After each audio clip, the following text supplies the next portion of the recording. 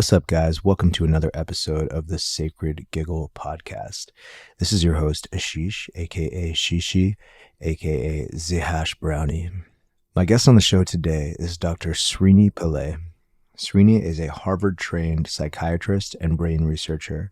He's a member of McKinsey and Company's think tank, the CEO of NeuroBusiness Group, and a partner and founding member of Reulay, a virtual reality platform built for healing.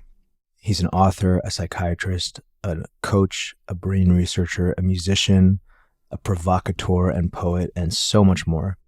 He really is a true polymath. And what I love most about Srini is that he really has this beautiful childlike curiosity and playfulness about his life, about the world that he lives in. And for somebody who's so accomplished as a scientist, he has managed to maintain this beautiful innocence about the world and this humility about all there is that we don't know and how much more there is to discover about life. And that's really going to come through in this conversation.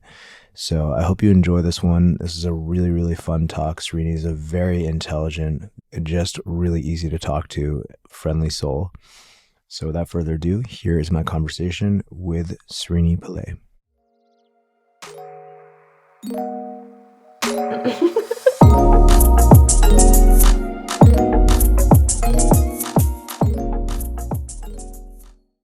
So the way that we met was very interesting. We recently discovered that we're neighbors, and we met over dinner. And I mean, there's a million things I could say about your career and your accomplishments in the physical material world. But what was most special to me was just your connection to the unknown, I'll call it. And we can dive into what that means over the next hour. And I feel like we really just connected on a spiritual level. And you seem to be a true polymath to me in that you're interested in a lot of different things. So I guess to start it off, I would love to hear how your day is going and like what is exciting you in this moment. Well, I think the very first time we met and subsequently and now, probably the thing that most interests me is how we appear to be tuned into the same channel. Like there's something that like opens up when I see you. I feel like we're tuned into the same channel. And then I immediately am pulled out of my rational mind because I feel like I just have to occupy some other space where there's light and dimensions of being that go beyond, my concrete existence. So in my day-to-day life, I'm thinking about the brain and psychology and how to communicate intellectual ideas. But every so often in life, you come across, someone like you, and it's like, I don't know what's happening here, but whatever's happening, I'd rather not just layer on meaning. I'd rather relate to it in a domain of existence that's completely outside of intellectual frameworks. Yeah. So my day started pretty early today, actually. It was unusual. I got up at close to 1 o'clock because I had to finish this write-up on a machine learning paradigm, which I felt, like sometimes when there's some things on your mind and then you finish it and you feel so happy. I wasn't necessarily happy about what I wrote. I was just happy that it was done. And then I started to look for some material for a talk that I'm giving tomorrow, which is about achieving inner peace. And that took me down a rabbit hole about consciousness and about asking questions like beyond the usual, like, mindfulness, yoga, the practices that are associated with inner peace. Right. How do we reach the greater world to be able to ask questions that are self-probing? And so my mind has very much been on Ramana Maharishi for a lot of the day because I came across a video that revisited his way of stimulating transcendent states of being, which was to simply ask people to ask the question, who am I? And not to answer that. So I think that's the first response. Probably there were many things going on at the same time, like, annoying things, joyful things, tasty things. Yeah, I love, we've spoken about Ramana Maharshi before, who's, for those listening, is a very famous spiritual teacher from the Advaita, the Vedanta non-duality tradition of Hinduism. And that idea of asking like almost like a spiritually rhetorical question is very similar to a Zen koan, which is like a question that's not meant to be answered conceptually or logically, but meant to be sort of pondered. And that kind of leads me to like one thing that I find really fascinating about you is clearly, you know, I feel like the types of conversations that we tend to have and that we're having right now are very sort of esoteric by the means of like the normal world. And I love them. And that's in many ways what this whole podcast is about. Like I want to find people that are like crushing it by external standards and then just like completely not talk about that and like talk about deep stuff instead. And so, but what I find fascinating about you is like, you have operated and at a high level and succeeded in realms, and correct me if I'm wrong in projecting, but it seems like you've succeeded in realms that are very rational and in which you do need to, you know, depend on rationality to get ahead and get far and make your point, and even like writing something like writing your book. So I'm curious, like, how do you reconcile this passion for the unknown, the divine, the esoteric, whatever you want to call it, with this very sort of real world role that you play as a psychiatrist and as a scientist? I think it's been a process in evolution. I think initially I was much more afraid to reveal these known and unknown parts of myself, or to join the realm of mystical questions with the realm of scientific questions. But then I think over time I began to understand that they're very connected. So one framework that I use currently is that where you source information really matters, right? So sourcing it in the depths of a more diffuse consciousness and then using a rational framework is helpful. But I'm not sure that this rational mystical divide, it's another kind of duality, actually exists. So for example, when I studied mathematics, you know, it's a pretty, you know, operational sort of process, but math was like one of my most enjoyable subjects because math takes you through very concrete mechanisms into a realm that starts to feel transcendent. And you actually begin to see connections to music. You know, my geometry teacher asked me something once when I was at school, because he said, okay, so you've got everything down. I think you understand what's going on in the process of math, but I think you're missing out on the heart of math. And I said, well, what would you suggest I think about? And he said, I want you to go home and ask your mom to give you an equilateral samosa and an isosceles samosa. And then I want you to taste it. And I want you to see how the taste of differently shaped triangles will blow your mind. And I went home and I was like, oh my God, I cannot believe I said. I mean, it's such a nerdy thing to do. Right. And, you know, my mom was not into like triangles. She said, I said, no, I want one where the sides are all equal. And then I want one where it's shaped like that. And they found some and gave them to me. But it was like a ceremony, eating geometry. Right. Like, I was like, this is incredible. You can eat geometry. Right. Like, so yeah. I'm not sure that the rational and the non-rational are that separate. I think we tend to separate them because we're afraid of the non-rational world. And I think we have these conventional ideas in the world. Like people say, you know, I mean, it's true. Why did I get up so early? Because I had to finish a task. Like, how do you finish the task? Well, it was actually on machine learning, so it was pretty literal and very sequential. But what is the consciousness that carries you through the rational realm? Right. I think earlier on, I never knew that that's what was happening. But a lot of people, including you, I mean, don't you find when you're in your music, you might start off with how do I compose, but don't you get, when you get pulled into it, doesn't it make you feel like you're tripping out in some way because you're lost in the, even though the music has such a rational structure, you're probably doing it in a particular key. Right. You're probably, but yet it can still pull you into this trippy zone. Yeah, totally. I mean, I would say when I'm doing it right, or like when I'm in that flow state or whatever you want to call it, I think that's actually what everybody is kind of like seeking for in whatever way that they're doing it, whether it's through like getting into a flow state by doing music or, you know, even like taking drugs or having sex. Like I think whatever the activity is, we're seeking this release from that rational checking in on ourselves constantly. And then I think where I notice it the most is maybe 2 hours will go by or like 6 hours will go by. And then I'll just be like, what happened? Like I just have this like music here that somehow just like happened, and like was that me doing it, or like who was doing that? Like it was just coming through Right. me. And I think it's yeah, creativity. I heard a great quote from Keith Richards, guitarist of the Rolling Stones, and he said that somebody was asking him like how he comes up with all these amazing guitar riffs and ideas and stuff. And he basically said, and I've said this on the podcast before, he said, I don't come up with any of it. Like all the greatest songs ever have already been written, and they're just floating around in the sky. And the really great artists are the ones that are able to open themselves up enough to receive that information.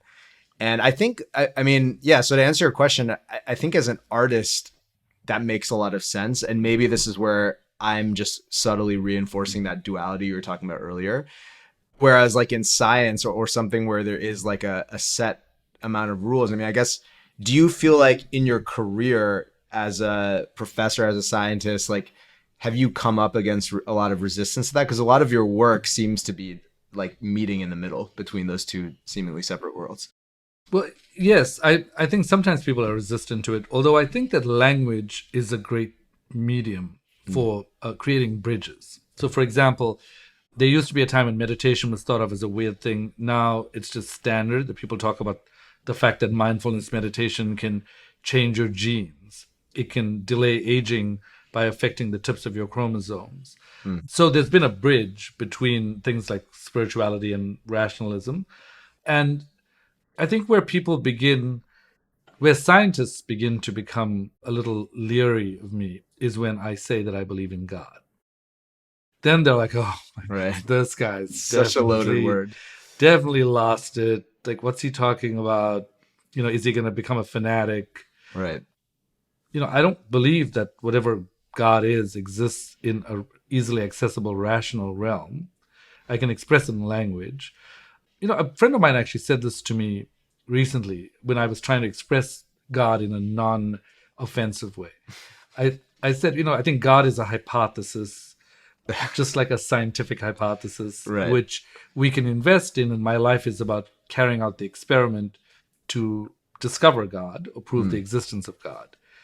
And he looked at me and he was like, that's nonsense. You don't think that. And I said, yeah, you're kind of right. I mean, I just believe in God. And I don't believe that this is really entirely communicable. Like, in the Yoga Sutras of Patanjali, they talk about the spiritual experiences being accessible through three means. One is scriptural testimony. So people of any religion will refer to their scriptures to understand things. The second piece is inference. I had an amazing experience, so there must be something bigger than me. And the third is direct perception.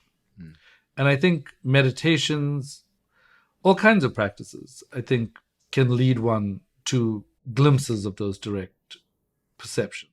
What's fascinating about when you explained those three, I guess, routes, you could say, in the order that you explained them, as you were talking, you said the scriptures, and then immediately my mind was like, yeah, but that's not good enough because it's just text. Then you said experience, and I was like, yeah, that makes sense. And then you said direct perception. I was like, oh, experience isn't good enough either. That's like right. my mind went there. And I think this is, it's really interesting because I think it's worth bringing up. Like right now, there's a big psychedelic renaissance happening, and there's a lot of research. And I do think that, for under the right set and setting for the right person, these things should be legalized and regulated in a way where they can help people, because clearly they're showing a lot of promise.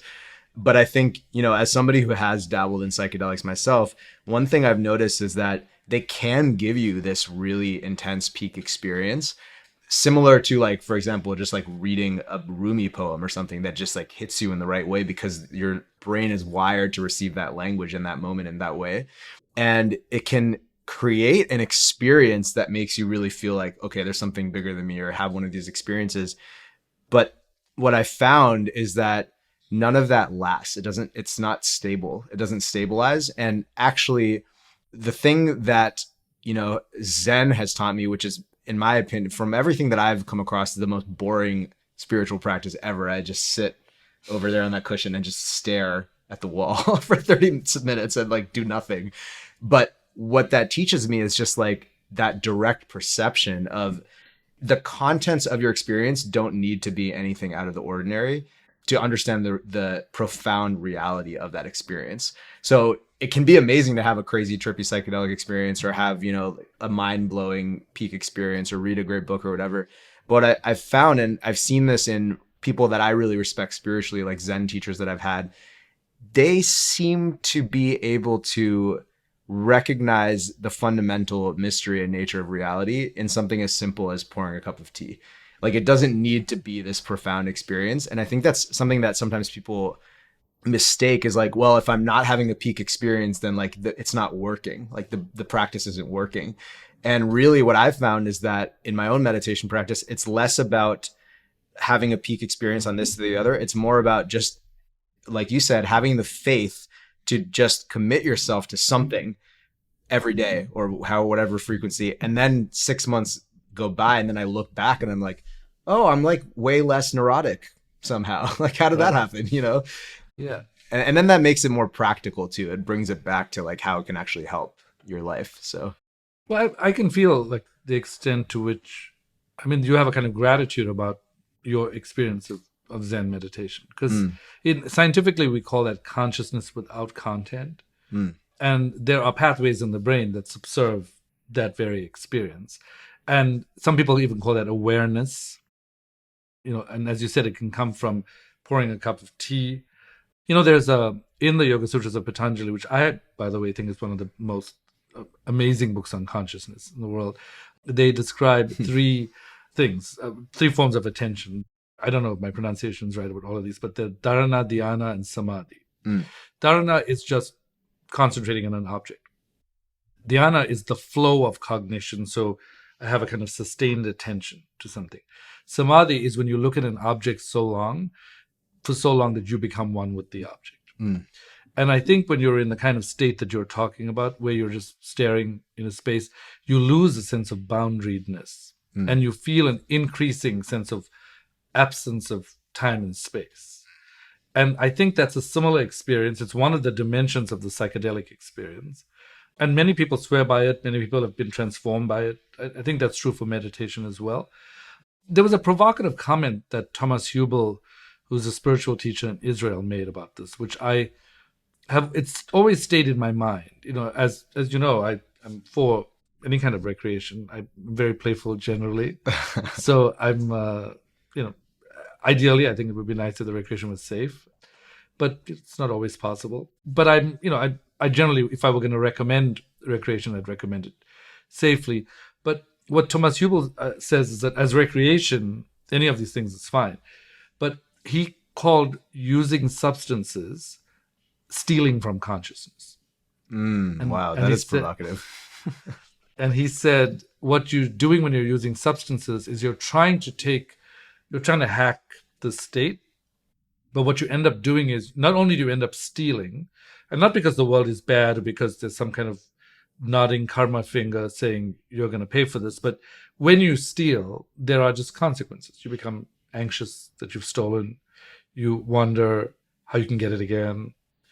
You think about the feeling of having stolen it. And that's not going to bring you the transcendence that you want. Right. So he prescribes really the practices related to subtle forms of awareness. And because he said stealing from consciousness, I now will say very overtly, I love drinking martinis for recreation. And I play with my consciousness when I do, because there are all kinds of things that happen. I'll push myself to more unacceptable levels of thinking in company, just to see like how my mind can tolerate those ends. But I don't confuse that to be the same thing as meditation. I think they're both different ideas. And as a human anyway, I'm also still sillily compelled by carnal things. So I still feel like I like to celebrate the body through dance, right? Touch. So I don't think I'm at risk in the next many years of being in a mountain meditating. Although some people have said I might be.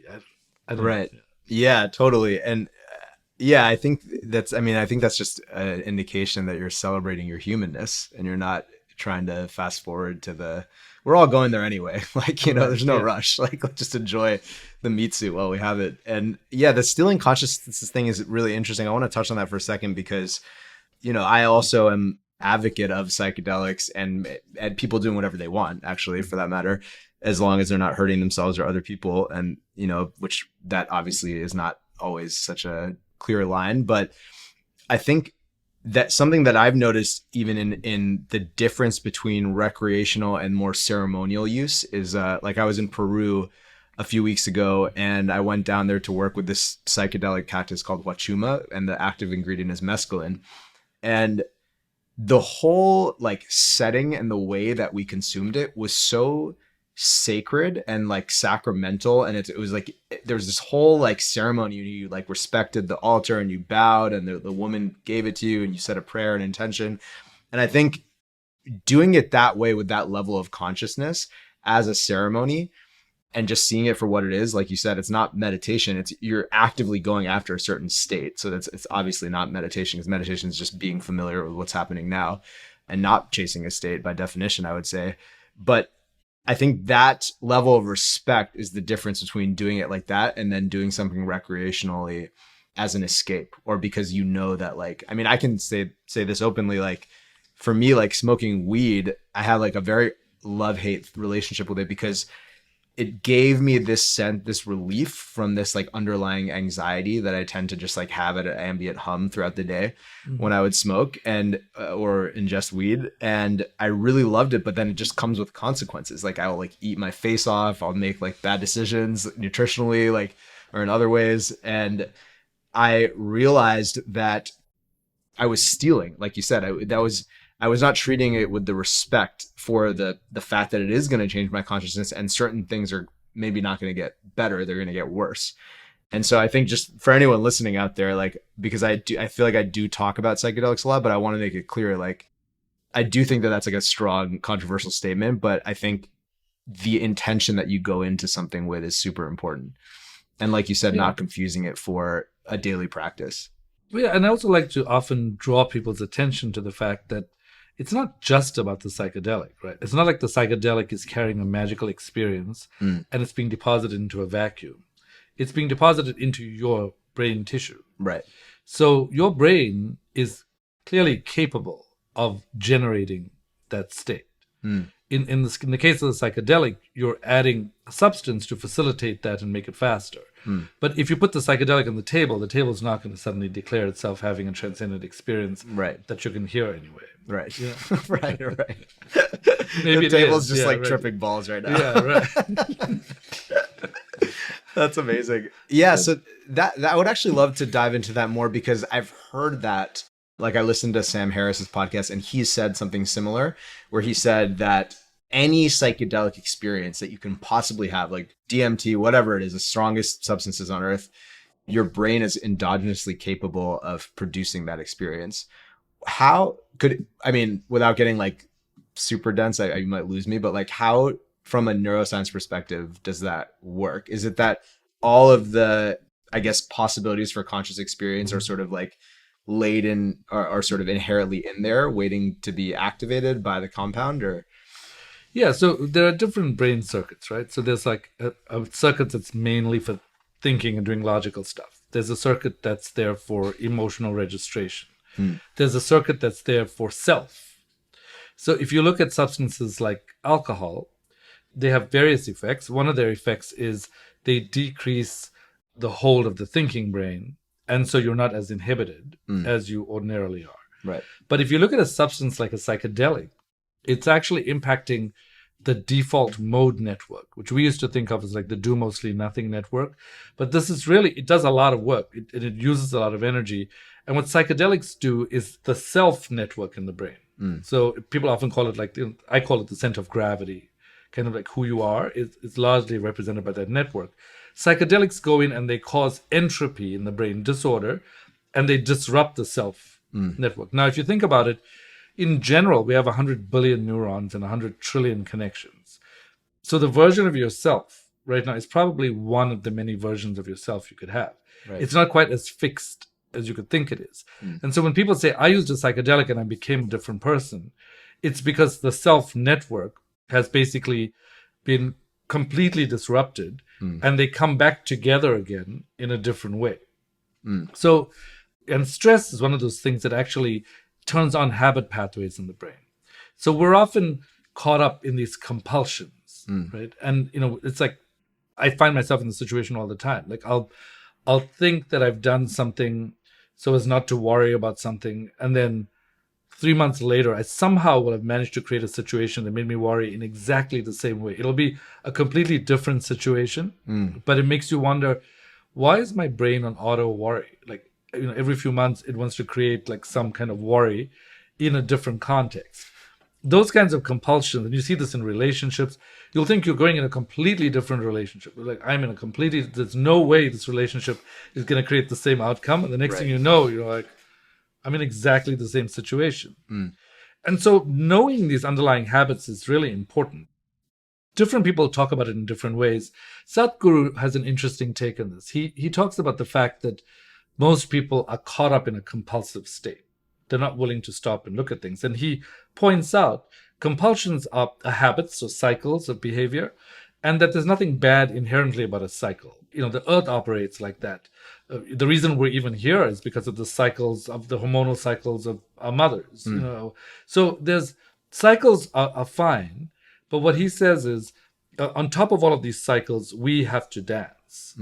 And if you just become the cycle, then these are his words, but he says, if you become the cycle, then someone will dance on top of you. So the question is, if we use any substance to break these habitual circuits, self circuits, how do we take advantage of the moment of the breaking to be able to reconstitute ourselves with a different framework? What I'll say to people often is, how might you think of yourself radically differently? And it's challenging. Like, and usually the thing we have to become is the thing we're consciously afraid of. Right. And we're like, no, I'm not that. I could be this, but I'm not that. And it's like, no, I'm just saying you might want to consider being that. And so most of us are afraid of becoming that. So all in all, I think that substances can give us the opportunity, by altering brain circuits, to re-examine who we are. And that we can probably take that knowledge into a higher level of contemplation and ask the question, if I had to live my life differently, how might I live my life differently? Or from the teachings of that experience, what did I learn? Right. And I don't think this is all just about conscious work, though. I think a lot of this stuff happens under the radar in the unconscious brain. And so sometimes, like, I'll keep myself on track in a conversation to be logical, and I'll keep on referring. But sometimes I think logic is derailing because it takes you away from a more integrated truth. Can you give like an example of that? Like in a conversation where you're saying you're trying to be rational, but maybe there's something that's clearly happening right now that doesn't fit that route. Yeah, this is a funny example, but so most people in the world believe that they are more moral than 50% of the people in the world. Right. Right. So you ask anyone in the world how everyone thinks they're more moral than they are. So that's kind of sort of absurd at some level. It's like we get that assessment because we have a biased belief.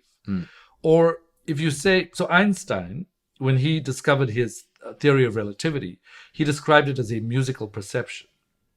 So it's not like he got there step by step by step.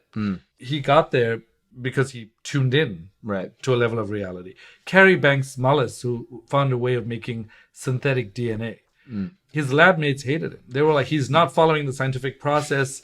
He fundamentally changed all of biology because now we can just make DNA and do all kinds of things with it. Right. He was driving from Berkeley to Mendocino. His girlfriend was asleep in the car. They had some wine. They were going up this windy road. He stopped by a rock face, scribbled something, went to their little cabin, and all of a sudden had this realization. Right. This is not something they teach you in school, right? Like how to have realizations. Right. Yeah. They're like, go home, study, start at the beginning, but I think somehow it's up to us to use logic for communication, especially where people need to understand something linearly.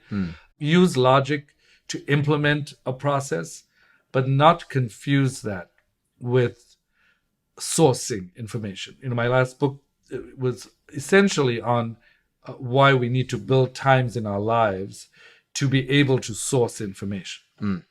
Because if we don't build in those times to walk, and we don't build in those times to mind wander or to nap, or there are a lot of other ways in which we can stimulate creativity. Right. To your point about logic and what it does, when I got to Harvard, I was sort of like interested in making an impression, and I was like, okay, I'm going to work the morning, the evening. I'm going to see everybody. I'm going to every didactic. I want to make sure I'm on top of this. And at the end of my first rotation, I was getting feedback, and I was like, I clearly nailed this. Like, I'm sure they're going to have nice things to say. And they saw me, and they were like, well, clearly you know more information than anyone else in your class. You've been going to things, but we're concerned about you.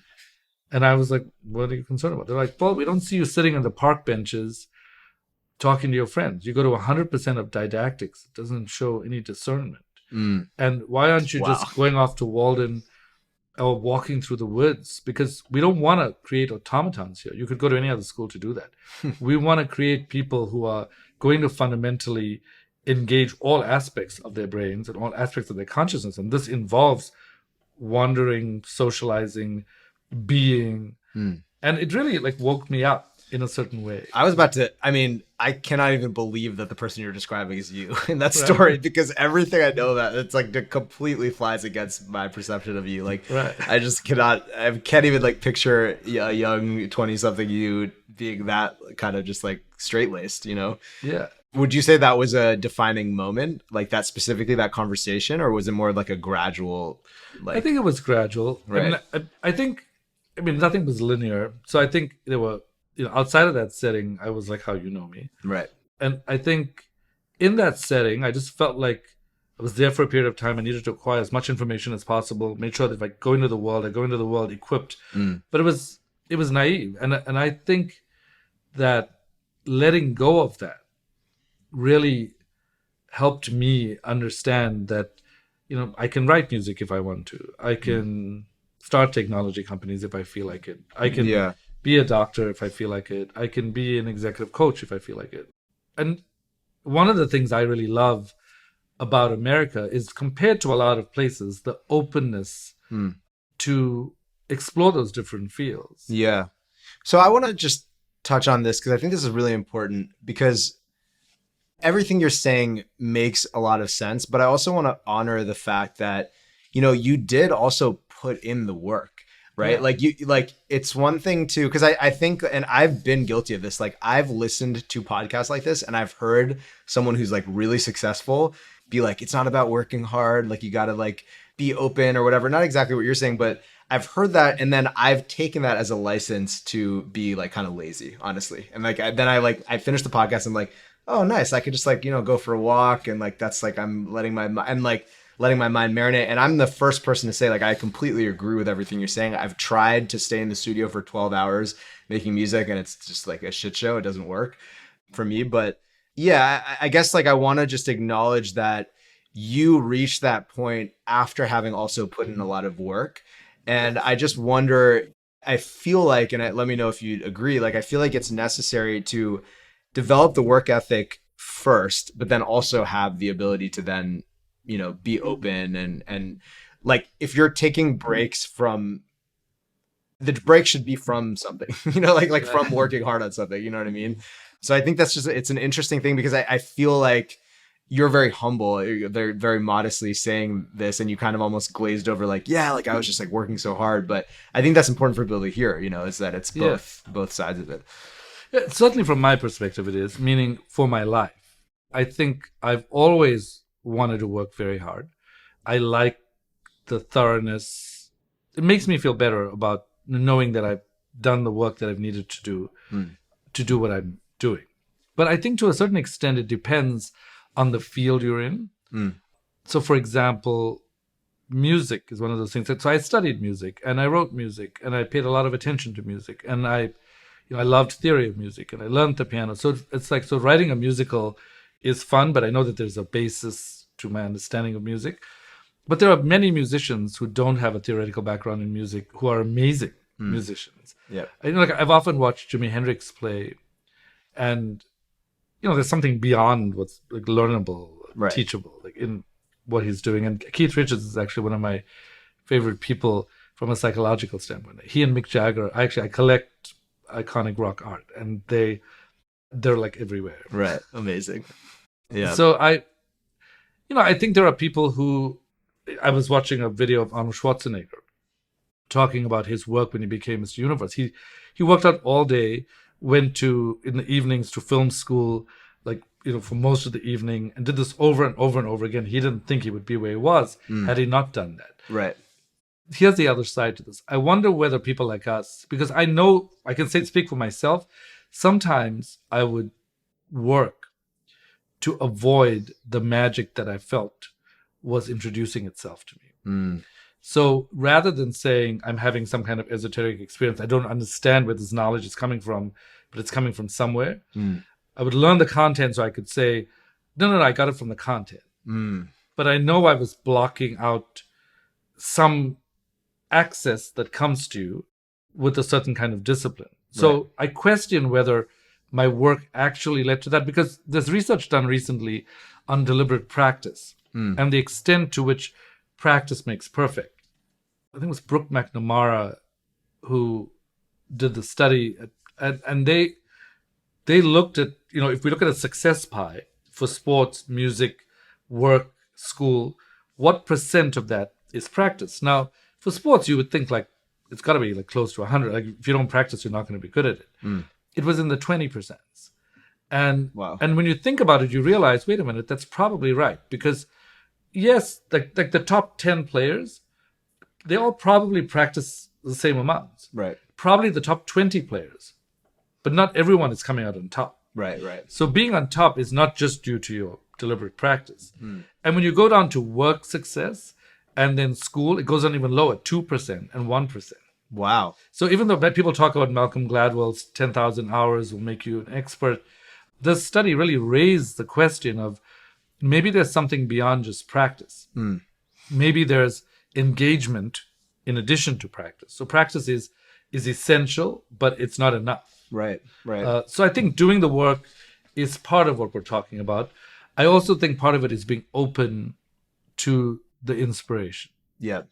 Which I think I can speak as a musician, in my own personal experience, in order to be open, almost all the time, almost every time, a prerequisite of that openness is a debilitating level of self-doubt and just stepping into the unknown to make it as simple as possible. I completely resonate with what you're saying, where I just will not stop working because there's always something to do, right? That list never ends. And I know that to really just sit, even when I go for walks, I'm I need to be listening to a podcast and educating myself. I can't just I do it, I meditate, but even I can even turn that into a project. But yeah, that idea of just sitting there and being I don't know what's going to happen next, and I think in some ways, even our culture and our society doesn't really encourage that so much. The simple fact that usually when you meet someone, what's the first thing that somebody says is what do you do? And if I wonder what if it was just totally culturally acceptable to just be I have no idea what I'm doing right now, I'm just kind of living. People don't feel comfortable saying that. I've done a lot of work to deconstruct the identity of needing to have a career and stuff, and I still don't feel that comfortable saying that.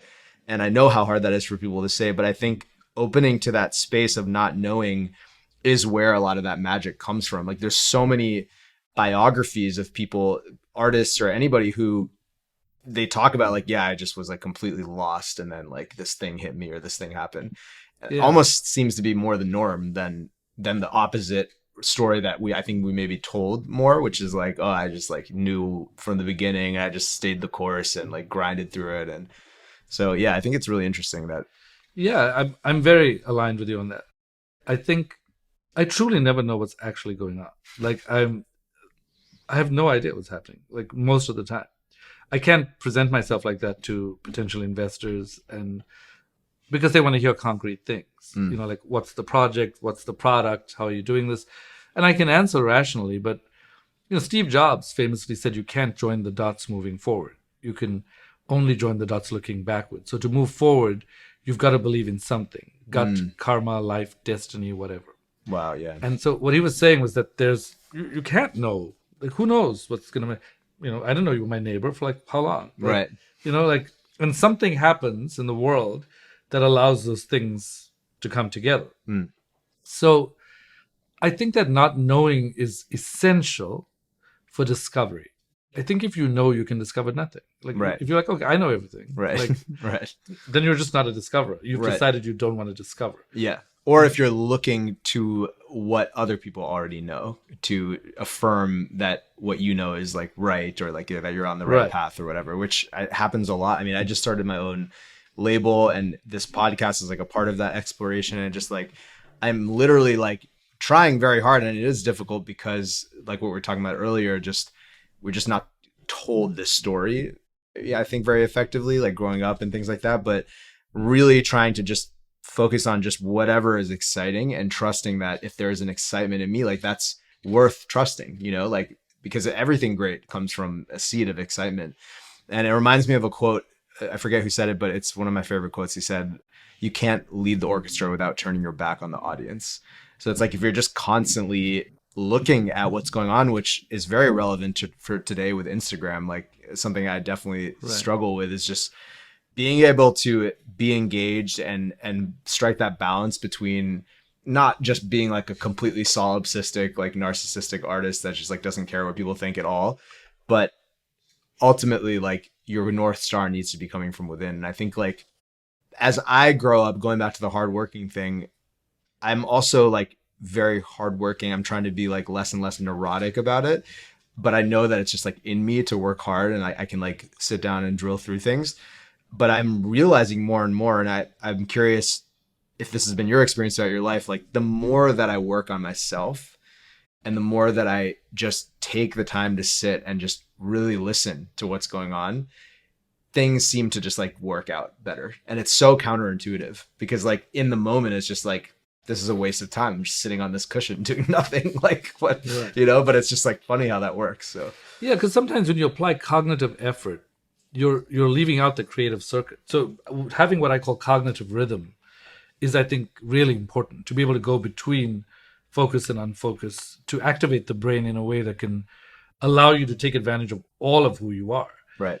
And I think I was just thinking this about you earlier because I actually caught the sacred giggle in you when you were there was I was like, this is kind of interesting. He's doing this because it is him.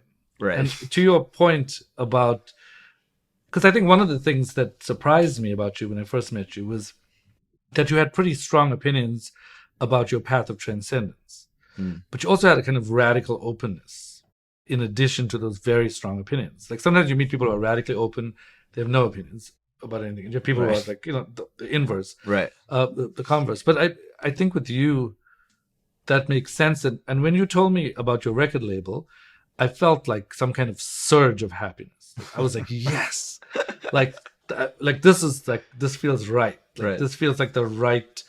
And it's not because I had the cognition about it, but like you can tell when congruities face you, right? So it's like watching a lovely flock of birds flying or listening to a beautiful harmonic. Yep. When like you are telling me that you're going to start a record label, I'm like, yes. Right. Like that feels so, and I think the thing about trusting that, because all these things, the podcast, the sacred giggle, the record label, like all of that, it's one of the ways in which I think I experience you as like a physical form with like multiple arms, legs, like dancing somehow in this space. Right. And the more I see that come alive, the more I feel like, yeah, like something matches something. It's the truth. Whereas if you said, I'm a DJ, this is what I do. I only do this. I work with this. Right. My book is called Tinker Dabble Doodle Try. And it's about why dabbling and doodling and trying can help your brain grow. Right. And as you said, it's a mixture of focus and unfocus. Yeah. And yeah, when I see you, I got very excited when you told me about the music label, because it felt like it was platform relevant. All that hard work you were talking about, like it's looking for a container. Right. It's looking for a container. And if you get stuck in your container and you're like, I'm I'm a DJ. It's like, oh, actually, no, I'm a DJ with spiritual inclinations. I'm a DJ with spiritual inclinations who also wants to have a podcast. Right. I'm a DJ with spiritual inclinations who wants to have a podcast who also wants to have a record label. Right. So then you're like, oh, wait a minute. Now, what is the container that will hold all of those things? Right. For me, almost always, the highest level of that is love. 100%. Yeah. Like when those things bring you love, and when Yeah. you can give them love, Yeah. you will find the connection of love to the rest of the world. Yeah. And the world will experience that with you. Totally. I cannot agree more. And it's, well, two things. One, I'll just circle back quickly and say it's very affirming, and I'll link to your book in the show notes and stuff, but it's very affirming to know that there's like actual science also backing up these intuitions that I've been having, and I know other people also have for so long, Srini. Like I felt like, people are always like, you need to find your purpose, you need to find your passion. And I agree with that. But like for so long, I felt like, okay, that needs to be something in the world that I do. Like, okay, my passion is to be a DJ. And then it's like, well, that's my passion, so I better like get to it. And then you get so, I'm talking to myself, I've gotten so stuck on the actual semantics of what the thing is that I'm like, I box myself in, and then I don't even realize 6 months down the line, like, oh, this isn't like fun at all. And like now I realize that the purpose that I was looking for, it's closer to an intention than it is like an actual like physical job description. It's more like, no, the purpose is like, the passion is like a certain orientation that I bring towards whatever it is that I choose to do. And those things are constantly going to be changing depending on my interests. And that's where the tinkering comes in. But the focus is on the intention, and then just trusting with that, leading with that intention. And as I've like shifted more and more to that, I feel like I can work really hard, but it doesn't feel as like stressful. I mean, it still does get stressful, but it's like, I remember for a while, like I was just working so hard and I was just miserable because I wasn't connected to some intention that was deeper than like just the results of what I was doing, Yeah. So, one way that I express the priority you're describing is I often say finding your I, like who you are, is really essential before you find your why, or in tandem with finding your why. And Aristotle talked about purpose very much the way you just described it. He said that purpose was about simply expressing your greatest virtue. And so the question I would pose to you is like, in having a record label and a podcast and being a DJ and doing the different things you're doing, don't you feel like it's allowing you to express your greatest virtues? When you are in the space of expressing your greatest virtues, purpose will announce itself. That's beautiful. Yeah, that's beautiful. And I hesitate to even put words on it because then that locks it in place again, and it just becomes like this concept. But that's why my label is called Kashir. It's an acronym. It stands for Create and Share Honest and Inspiring Realities. And it's just like, it's just like almost like a mental filter that I can run everything through. So like if an opportunity comes up, or I get an email from someone, or I have an idea, I can just quickly be like, okay, is this aligned? Like, is this honest? Is it authentic? Is it going to inspire people? Is it going to create more freedom and love, like you said? And if the answer is no, then I would like to think that my spiritual practice is like listening to that answer more and more as I do. Because sometimes the answer is no, but then it's like a lot of money or something. Right. You just gotta you gotta weigh the pros and cons. So yeah, this yes and no thing, I'm still trying to make sense of it. I can't, because sometimes the no's lead to amazing yeses. Sometimes the yeses lead to no's. So. Right. Yeah, it's a tricky thing, and also, I mean, I was talking to another person on the podcast about like listening to the universe, and we'll wrap up in a few minutes, but just about like, he was saying that, he became a singer after trying to be a producer for a while. And he was saying like, I just realized like the production thing just wasn't happening, and I pivoted, and now he's like a great singer.